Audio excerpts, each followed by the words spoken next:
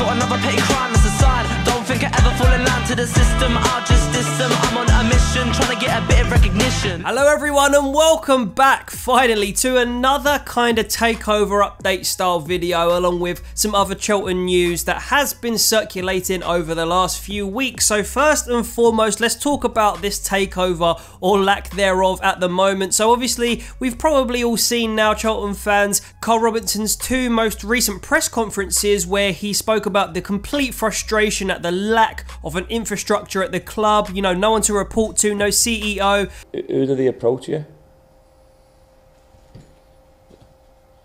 Is it down to the agent or? No, man, we're not gonna. It's not a case of us, but who does anyone approach for any of our players?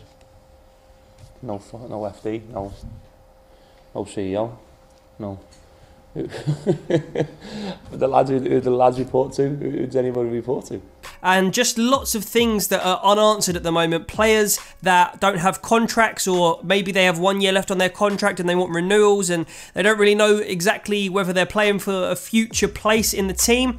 And I get that, I do get that.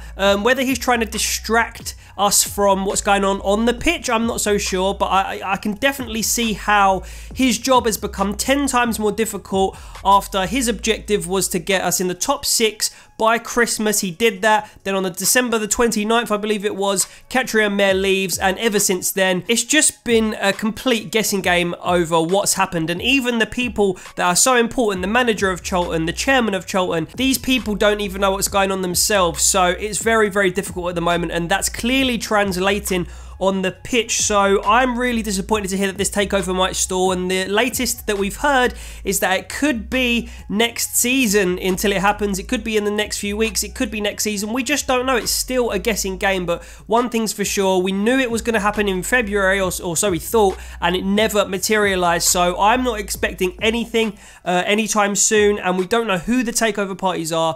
We don't know anything we need to know really, and it's really difficult as Charlton fans at the moment. But let's move away from the sort of politics around the club. You know, people can have their opinion on Roland, people can have their opinion on Karl Robinson and the way he's managing our team at the moment and the football on the pitch, but let's talk a little bit more then about the football on the pitch. We've obviously been in some pretty bad form. Obviously, like I just mentioned, players' contracts are up or going to be up very soon, and maybe that's translating onto the pitch, the uncertainty around that. You know, you can see maybe like Konsa looking with one eye on a move in the summer. Players like Fosu and Jake Forster-Caskey, who have been on really good form and are still of a very sort of decent age at this level of football, are probably looking at, you know, am I going to be there next season? And the thing is, clubs probably in the Championship are looking at these players, but luckily for us, in the one instance that it works in our favour, we have nobody there to accept or reject bids. But then how that works against us is that we don't actually have anyone to pass, you know, how much our budget is for a striker that we need or a right back that we need and that kind of stuff. But we do have some injuries as well. Solly's aggravated that knee injury that's crept up a few times in his career. Mavididi is targeting the Plymouth game at home on the 24th, so that looks like he's only going to miss one more game and then he'll be back. And Kai is back to full fitness, and we know what he can do, and we hope he does hit a bit of form. And it's about time we just break this run of bad form.